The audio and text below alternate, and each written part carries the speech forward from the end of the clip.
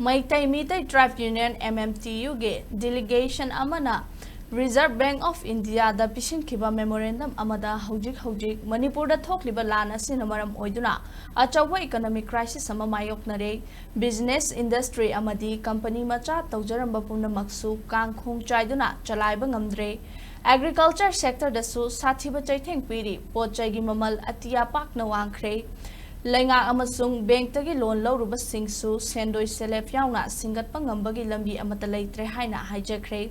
Loni singidama ehenba economy package ama piba mathau tare loinana hojik lauriba tax amasung GST state ki hojik oriba sale thungi phibam sing asi fagat pangamdriba fawba lobidanaba finance ministry da su taksinkhre hairi